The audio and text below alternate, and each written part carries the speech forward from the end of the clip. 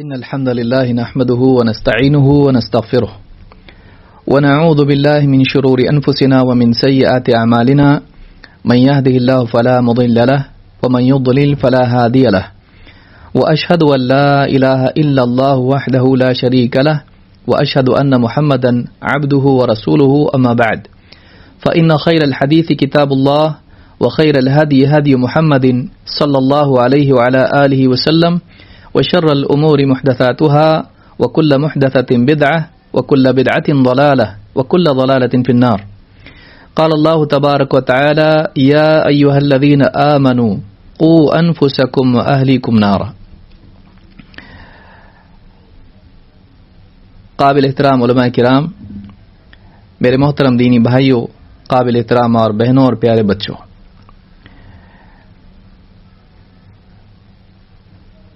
یمبو جالیات کے تحت 10 ہفتوں کا مستقل ایک بچوں کا تربیتی و تعلیمی پروگرام منعقد کیا گیا، جس میں بچوں کو دین کی بالکل بنیادی باتیں تفصیل کے ساتھ سکھائی گئیں۔ یہ ایک بہت ہی بڑا کام ہے، خاص طور سے اس دور میں جس میں لوگ دینی مجالس میں حاضر ہونے سے بچ بھی رہے ہیں اور انہیں پہنچنا اور جمع ہونا مشکل بھی ہے، لیکن ان تمام دشواریوں کے باوجود یمبو جالیات کے ذمہ داران نے بچوں کی تربیت کے لیے اس طرح کا پروگرام منعقد کیا۔ یہ بہت ہی مبارکباد کے اور شکریہ کے مستحق ہیں۔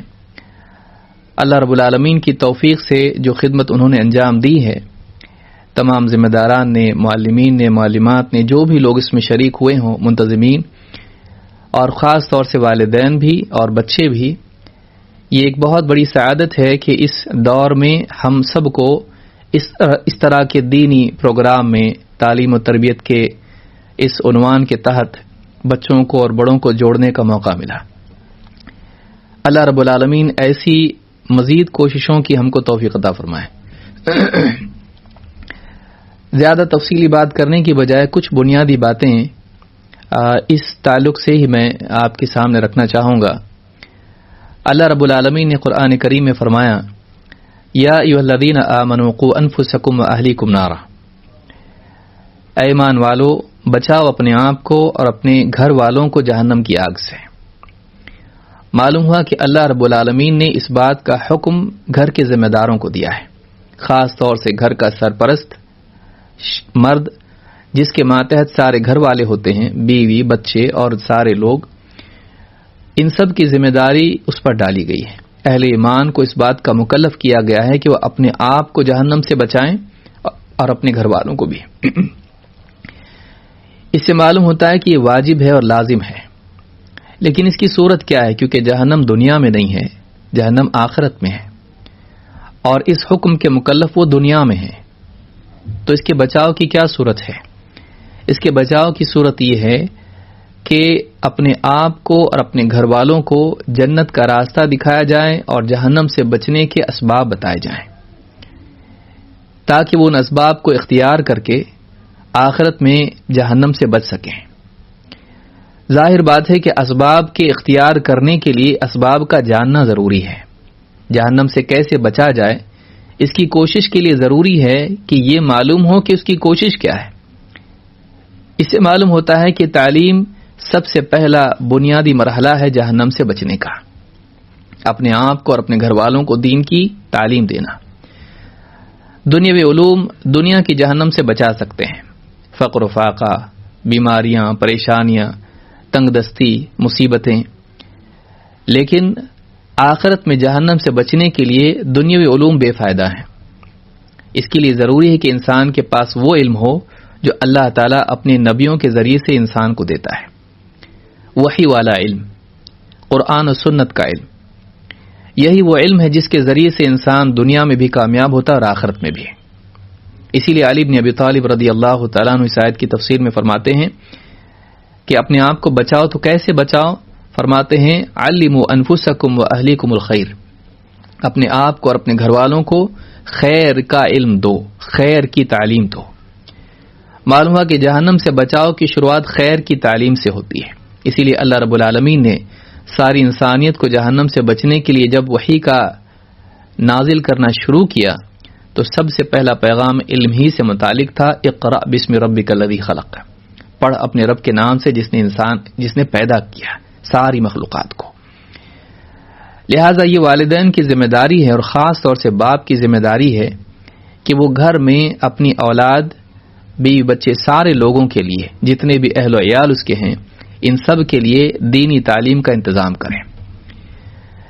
یہ نہ صرف دنیا میں فائدہ ہے، بڑھاپے میں فائدہ ہے، بلکہ بڑھاپے کے بعد جب آدمی دنیا سے چلا جائے گا تب بھی نیک اولاد اس کے لیے فائدہ مند ثابت ہوتی ہے۔ اپنی زندگی میں اپنی اولاد کو نیک بنانا یہ انسان کے لیے بہت بڑا اچیومنٹ ہے۔ وہ بڑی بلڈنگ بنائے، بہت بینک بیلنس پیچھے چھوڑ جائے، یہ اچیومنٹ نہیں ہے۔ بڑا بزنس مین بن جائے، یہ اچیومنٹ نہیں ہے۔ اپنے بعد اپنا بدل پیچھے چھوڑ جانا، ایسی اولاد چھوڑنا جو اس دین کو باقی رکھے جس پر یہ تھا، یہ بہت بڑا اچیومنٹ ہے۔ اپنے بعد اپنے جانشین چھوڑ جانا یہ بہت بڑا اچیومنٹ ہے۔ والدین کو اس کی فکر ہونی چاہیے۔ آج دنیاوی تعلیم کی طرف سبھی دوڑ رہے ہیں، اس لیے کہ یہ دنیا کے مسائل کو حل کرنے کے لیے ضروری سمجھی جاتی ہے۔ دینی تعلیم میں اس لیے کوتاہی کی جاتی ہے کہ وقت اتنا نہیں مل پاتا ہے، پڑھائی اتنی زیادہ ہے۔ لیکن بہت بڑی بدقسمتی ہے کہ انسان دنیا کی ترقی کے لیے آخرت کی ناکامی کا خطرہ مول لے، بلکہ ہلاکت دنیا میں بھی اس کی ہوتی ہے۔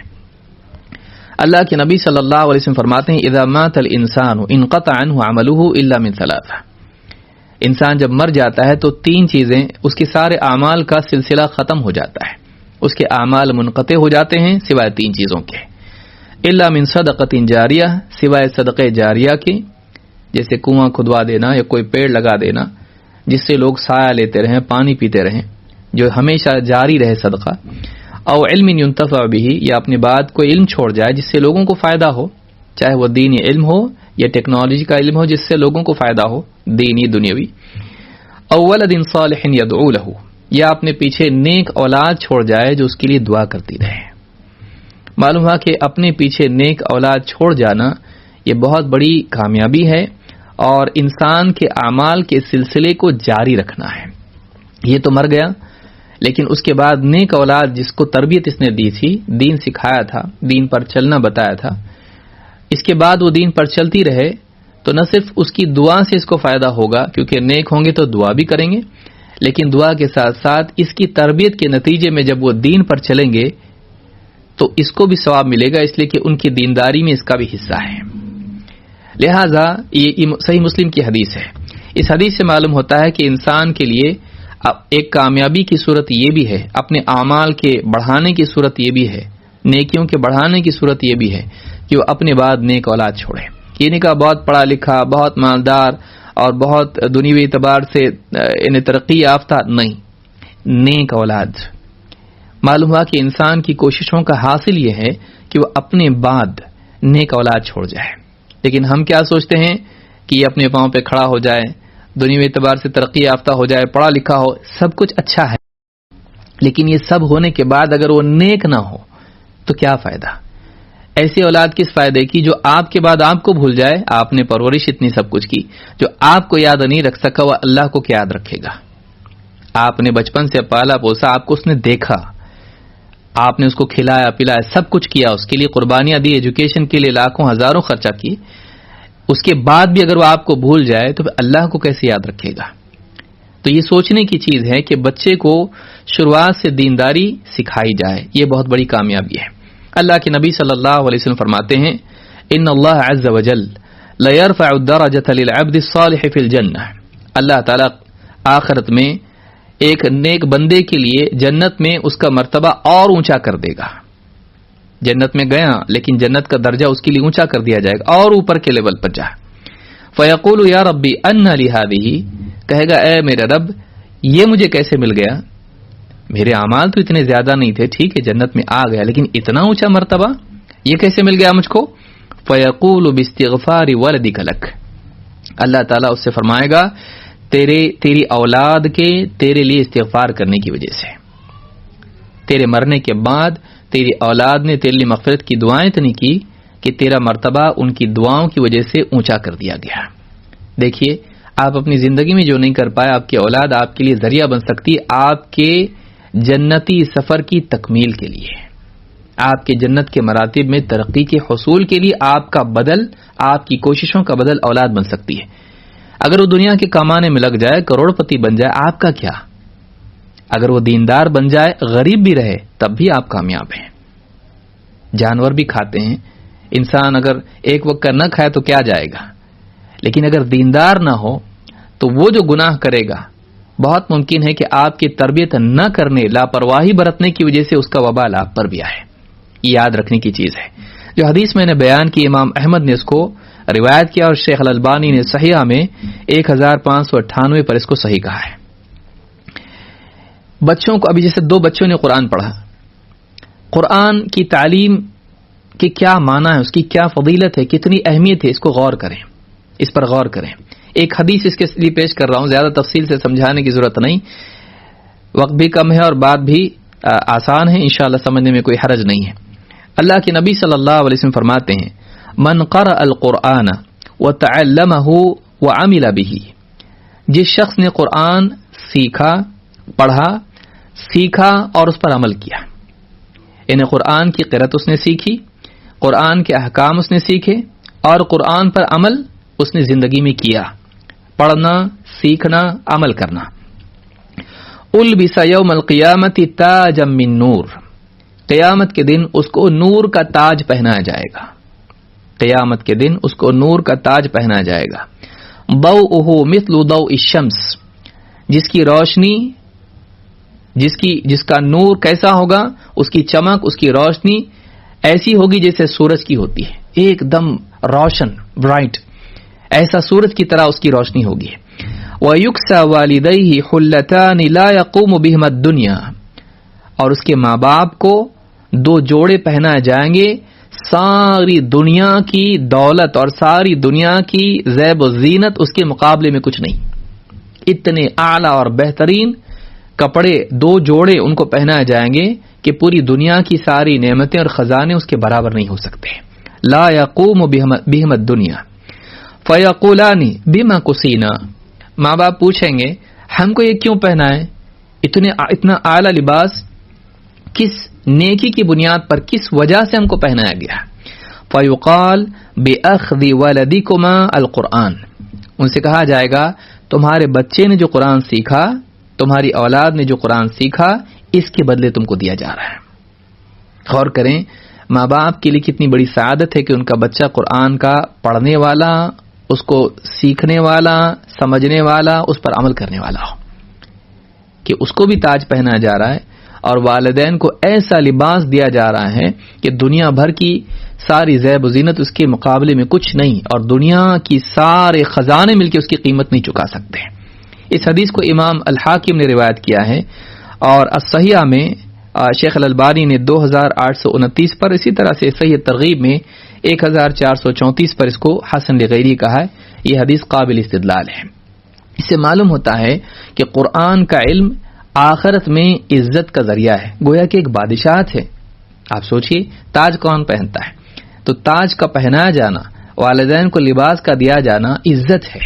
دنیا میں بھی آپ دیکھیے کسی کو عزت دی جاتی ہے تو اس کو کوئی شال اڑاتا ہے، کوئی اس کو پگڑی باندھتا ہے، اس طرح لباس دیا جاتا ہے۔ لباس کا عطا کرنا ایک عزت کی چیز ہے، تو لباس عزت ہے۔ لباس دین کے لیے بھی حدیثوں میں خواب میں آئے تو دین ہے اس سے مراد، تو یہ بہت بڑی چیز ہے۔ اس کے بدلے، ان کی دینداری کے بدلے ان کو لباس دیا جائے گا، روشن لباس، نورانی لباس، یا جو بھی عزت والا لباس جس کو آپ کہیں۔ یہ کس بنیاد پر ہے؟ قرآن کی بنیاد پر۔ حدیث کا علم آپ دیکھیے، بچوں کو دین کا علم سکھانا۔ عبداللہ ابن عبید ابن عمیر کہتے ہیں، وقف عمرو بن العاص على حلقة من قریش، عمرو بن عاص رضی اللہ تعالیٰ عنہ قریش کے ایک حلقے پر لوگ دائرے بنا کے دین کا علم مسجد میں سیکھنے سکھانے کے لیے بیٹھے ہوئے تھے، تو وہاں پہنچے اور جا کے رکے۔ فقال ما لکم قد طرحتم هذه الاغیلمہ، انہوں نے پوچھا یہ جو نوجوان ہیں یا لڑکے ہیں، انہیں تم نے کیوں اپنی یعنی مجالس سے دور کر دیا؟ لا تفعلوا، ایسا مت کرو، وأوسعوا لهم في المجلس، بلکہ انہیں اپنی مجلس میں بٹھایا کرو، اپنی مجلسوں کو ان کے لیے وسیع کرو، ان کے بیٹھنے کے لیے جگہ بناؤ، تم ہی بوڑھے بوڑھے بڑے بڑے لوگ بیٹھ گئے، بس بچوں کو تم نے اس سے حد دور کر دیا. بچوں کو بھی ایسے بچے جو غلام کہلا سکتے ہیں، تھوڑے بڑے ہوتے ہیں، سمجھ رکھتے ہیں، وہ ایسے بچوں کو بھی اپنی مجلس میں بٹھایا کرو. وَأَسْمِعُوهُمُ الْحَدِيثَ، اور انہیں حدیث سناؤ. وَأَفْهِمُوهُمْ إِيَّاهُ، اور انہیں حدیث سمجھاؤ. فَإِنَّهُمْ صِغَارُ قَوْمٍ، اس لیے کہ آج وہ قوم کے چھوٹے ہیں. أَوْشَكَ أَن يَكُونُوا كِبَارَ قَوْمٍ، بہت قریب ہے کہ وہ اپنی قوم کے بڑے بن جائیں. وَقَدْ كُنْتُمْ صِغَارَ قَوْمٍ، تم خود بھی اپنی قوم میں چھوٹے تھے کل تک. فَأَنْتُمُ الْيَوْمَ كِبَارَ قَوْمٍ، اور آج تم قوم کے کبار ہو. فَأَنْتُمُ الْيَوْمَ كِبَارُ قَوْمٍ، کل تم چھوٹے تھے، آج تم قوم کے ذمہ دار ہو، بڑے ہو. تو اپنے لڑکوں کو بھی، نوجوانوں کو بھی اپنی مجلسوں میں بٹھاؤ تاکہ وہ مجلس میں بیٹھیں، سنیں، دیکھیں، بڑوں کے آداب سیکھیں، آپسی گفتگو کا طریقہ سلیقہ سیکھیں، سماج کے مسائل کو سنیں، ان کا حل سنیں، اس کے حل کرنے کے لیے کس طرح سے تنظیم ہوتی ہے اس کو دیکھیں. زندگی کے مسائل کے بارے میں تجربہ ان کو آئے بڑوں کے ساتھ بیٹھنے سے. اور اس میں کیا تجربہ آئے گا؟ نبی صلی اللہ علیہ وسلم کی احادیث کا تذکرہ ان کے سامنے کرو، پیارے رسول صلی اللہ علیہ وسلم کی سنتوں کا، آپ کی تعلیمات کا تذکرہ ان کے سامنے کرو. اس کو وہ سنیں گے، سمجھیں گے. معلوم ہوا کہ سیادت، تم کل چھوٹے تھے آج بڑے ہو، آج تمہارے بچے چھوٹے ہیں، کل کو یہ بھی بڑے بنیں گے، قوم کے بڑے بنیں گے، قوم کے ذمہ دار لیڈرز بنیں گے. یہ لیڈرشپ کے لیے تم کو کیا کرنا ہے؟ دینی مجالس میں بچوں کو بٹھاؤ، اس لیے کہ دینی علم کے بغیر انسان قائد اور رہنما نہیں بن سکتا ہے. اگر بن گیا تو جہنم میں لے جائے گا سب کو. اگر جدید ذہن اس کا بن گیا اور دین کا علم اس کے پاس نہیں ہے، لوگوں کو جہنم میں لے جائے گا. اس لیے ان کو اپنی مجلسوں میں بٹھاؤ. یعنی سلف اس کا اہتمام کرتے تھے کہ اپنے بچوں کو بھی دینی مجالس میں شریک کیا جائے. آج ہم سوچتے ہیں بچے ہیں، اب تو بڑے ہونے تو سیکھیں گے دین. اتنا بڑا ہو جاتا ہے کہ وہ سنتا نہیں ہے. آپ اس کو شروع سے جوڑیے. ہاں ٹھیک ہے، بہت چھوٹا ہے، شرارت کرتا ہے، ستاتا ہے، سننے نہیں دیتا ہے، اور بات ہے، لیکن اتنے بڑے ہو جائیں کہ وہ ادب سے مجلس میں بیٹھ سکتے ہیں. بٹھائیے ان کو دینی مجالس میں بٹھائیے. شیخ اصحاب الحدیث میں خطیب البغدادی نے اس کو ذکر کیا ہے. اس کی ایک مثال آپ دیکھیے کہ بچے، ہم سمجھتے ہیں ان کو کیا سمجھے گا، ان کو کیا سمجھے گا. کبھی کبھی آپ کو نہیں سمجھتا، اس کو سمجھ جاتا ہے. اس کی مثال ہم دیکھتے ہیں. عبداللہ ابن عمر رضی اللہ تعالیٰ عنہ سے روایت سے فرماتے ہیں، میں کئی روایتوں کو جمع کر کے متون ایک روایت پیش کر رہا ہوں جو بخاری اور مسلم میں اس کی اصل ہے، اور بہت ساری روایتیں اس کی ہیں، طرق بہت سارے ہیں، سارے طرق کو جمع کر کے حدیث بیان کر رہا ہوں.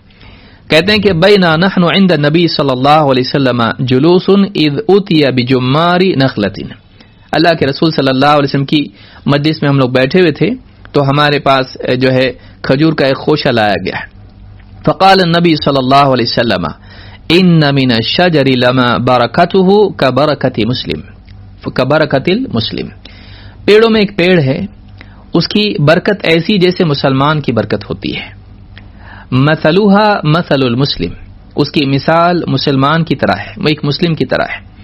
اصلها ثابت وفرعها في السماء، اس کی جڑ زمین میں پیوست ہوتی ہے اور اس کی شاخیں آسمان میں پھیلی ہوئی ہیں. تؤتی اکلها كل حين باذن ربها، وہ اپنے رب کے حکم سے ہر وقت پھل دیتا ہے یا ہر موسم میں پھل دیتا ہے. ولا تحط ورقها، اور اس کے پتے جھڑتے نہیں. فحدثوني ما هي، بتاؤ تو صحیح وہ کون سا پیڑ ہے. فجعل القوم يذكرون شجرا من شجر البوادي، صحابہ میں سے جو لوگ مجلس میں بیٹھے ہوئے تھے، بڑے بڑے لوگ، انہوں نے ایک پیڑ کے بارے میں کہنا شروع کیا، شاید یہ وہ پیڑ ہے جو یعنی بوادی میں، بادیا میں، جنگل دیہات میں رہتا ہے، اس پیڑ کے بارے میں سمجھا کہ شاید یہ پیڑ ہے. فظننت، ابن عمر کہتے ہیں، فظننت انه یعنی النخلہ، کہتے ہیں میرے دل میں یہ بات آئی کہ شاید وہ کھجور کا ہی پیڑ ہوگا، کھجور کا پیڑ ہوگا. فاردت ان اقول هي النخلۃ یا رسول اللہ، میں نے ارادہ بھی کیا کہ بول دوں اللہ کے رسول وہ کھجور کا پیڑ ہے. ثم التفت، لیکن پھر میں نے یہاں وہاں دیکھا. فاذا انا عاشر عشرہ، تو میں نے دیکھا کہ 10 لوگ ہیں، 10 کا 10واں میں ہوں، 10 لوگوں میں سے. انا احدثهم، ان سب میں سب سے کم عمر میں ہوں. فاستحییت، تو مجھے بولنے میں شرم آئی، حیا محسوس ہوئی. وَرَأَيْتُ أَبَا بَكْرٍ وَعُمَرَ لَا يَتَكَلَّمَانِ، اور میں نے دیکھا کہ اسی مجلس میں ابو بکر و عمر رضی اللہ تعالیٰ عنہما ہیں، وہ دونوں کچھ نہیں بول رہے. فَمَنَعَنِي مَكَانُ أَبِي، تو اپنے باپ اپنے والد کے ادب کی وجہ سے، مقام کی وجہ سے میں خاموش رہا، نہیں بولا. فَكَرِهْتُ أَنْ أَتَكَلَّمَ، مجھے مناسب نہیں لگا کہ باپ کی، بڑوں کی موجودگی میں کوئی نہیں بول رہا اور میں چھوٹا بولوں. فَسَكَتْتُ، میں چپ ہو گیا. فَلَمَّا لَمْ يَتَكَلَّمَ، جب آپ صلی اللہ علیہ وسلم نے دیکھا کہ یعنی کوئی بھی جواب نہیں دے رہا ہے، فقال النبی صلی اللہ علیہ وسلم ہی النخلہ، آپ نے کہا وہ کھجور کا پیڑ ہے. فلما قمنا قلت لعمر، جب مجلس ختم ہوئی ہم اٹھے تو میں نے حضرت عمر رضی اللہ تعالیٰ عنہ کے والد ان سے کہا، یا ابتا واللہ لقد كان وقع في نفسي انها النخلہ، کہا والد صاحب اللہ کی قسم میرے دل میں بات آئی تھی کہ وہ کھجور کا پیڑ ہے. فقال یا بنی ما منعك ان تکلم، کہا بیٹے تم کیوں نہیں بتائیں، کیوں جواب نہیں دیا تم نے سوال کا. رسول صلی اللہ علیہ وسلم پوچھ رہے ہیں. قال لم ارکم تکلمون، میں نے دیکھا آپ لوگ نہیں بول رہے ہیں. فکرہت ان اتکلم او اقول شیء، ٹھیک نہیں لگا کہ میں آپ لوگ خاموش اور میں بولوں، بڑوں کی موجودگی میں چھوٹا بولے. قال عمر لان تکون قلتها احب الی من کذا وکذا، اگر تم جواب دے دیتے تو مجھے یہ فلاں فلاں چیز سے بھی زیادہ محبوب ہوتا. ایک روایت میں فرماتے ہیں احسبہ قال حمر النعم، عرب کے سرخ مہنگے مہنگے اونٹ، سرخ اونٹوں سے زیادہ مجھے یہ چیز پسند ہوتی ہے. مال غنیمت مل جائے اس سے بڑھ کے تھا کہ تو بول دیتا، نبی صلی اللہ علیہ وسلم کی سوال کا جواب دیتا، پوری مجلس میں کوئی نہیں بول پایا اور تو بولا. اس حدیث کو امام البخاری اور مسلم نے روایت کیا ہے. سیاق بخاری کا، بہت سارے طرق اس کے ہیں، مختلف کتابوں میں حدیث موجود ہے. تو میں نے سارے طرق جمع کر کے حدیث پیش کی تاکہ سمجھنے میں پوری بات آسانی ہو. یہاں سوچنے کی بات یہ ہے کہ ایک بچے کی سمجھ میں آیا، کم عمر نوجوان کی سمجھ میں آیا، لیکن باقی لوگ ابو بکر و عمر رضی اللہ تعالیٰ عنہ ہیں وہ خاموش ہیں، لیکن ان کے دل میں بات آئی تھی. تو سوچنے کی چیز یہ ہے کہ بعض اوقات بعض باتیں بچے بھی سمجھ سکتے ہیں، لہٰذا ان کو محروم نہیں رکھنا چاہیے. ان کو بچہ ہے، بچہ اس کو کیا سمجھتا ہے، ابھی نہیں، اس کی عمر نہیں ہوئی، ہم اس کو ٹالتے رہتے ہیں، حالانکہ ان کے اندر صلاحیت ہوتی ہے. ہم بچوں کی صلاحیتوں کا لحاظ کریں، انہیں ان کی صلاحیتوں کو پہچانیں اور ان کو ترقی دینے کی کوشش کریں. اور نبی صلی اللہ علیہ وسلم کی مجلس میں بچے لائے جاتے تھے. ہم بھی اپنے بچوں کو دینی مجالس میں، دروس میں اپنے ساتھ شریک کریں. گھر پہ ہی چھوڑ رہے ہیں، وہ کھیل رہا ہے، شرارت کر رہا ہے، اس کو اپنے ساتھ رکھیں، وہ سیکھتے سیکھتے سیکھے گا. حتی الامکان اس کی کوشش کریں. بہت چھوٹا ہے تو اور بات ہے، لیکن اتنا ہے کہ وہ بیٹھ سکتا ہے مجلس میں، بٹھائیے اس کو، سنے گا، سیکھتے سیکھتے سیکھے گا. تو یہ چیز آج اگر ہم لوگ کرنے لگے، اگلی نسل ہم جب چھوڑ کے جائیں گے اپنے بعد، تو یہ واقعی دین کی خدمت نبھانے والے، ذمہ داری نبھانے والے بنیں گے. ورنہ دھیرے دھیرے دنیا میں کھونے والے بنیں گے، ہمارے لیے بھی وبال بنیں گے، آنے والی آئندہ نسلوں کے لیے بھی وبال بنیں گے. اس لیے قرآن اور سنت کا علم اپنی اولاد کو دینا یہ سمجھداری ہے، کامیابی ہے. اللہ رب العالمین سے دعا ہے کہ اس طرح کی جتنی بھی کوششیں ہوئی ہیں اللہ تعالیٰ ان کو قبول فرمائے. میں نے سنا تقریباً 500 بچوں نے رجسٹر کیا تھا اور 250 بچوں نے امتحان دیا، اور والدین نے اس کے لیے خدمت انجام دی، بچوں کو برابر آن لائن درس اٹینڈ کرنے لگایا، اور اسی طرح سے معلمین ہیں اور اسی طرح سے ذمہ داران ہیں، سب کی کوششوں سے یہ کام مکمل ہوا. اللہ رب العالمین ان تمام کوششوں کو قبول فرمائے، اس میں مزید برکت عطا فرمائے، اور بچوں کو بھی اللہ رب العالمین کامیاب کریں. کچھ بچے میں سناؤں کو 1-2 مارکس سے فیل ہوئے ہیں، میں سمجھتا ہوں وہ بھی پاس ہی ہیں. کوشش کرنا، پاس ہونا ہے. مارکس واکس کوئی چیز نہیں ہوتی ہے. ہاں ٹھیک ہے زیادہ مارکس لینے والے ناراض بھی نہ ہوں، لیکن کم مارکس ملنے سے کچھ نہیں ہوتا ہے. ایک انسان کوشش کرے، اللہ کے نزدیک وہ کامیاب ہے. اللہ رب العالمین آپ سب کو اس کی بہترین بدلہ اور جزائے خیر عطا فرمائے. خاص طور سے معلم جو حضرات ہیں ان کو اللہ تعالیٰ بہترین جزا دے اور ان کی خدمت کو قبول فرمائے. اقول هذا واستغفر الله لي ولكم.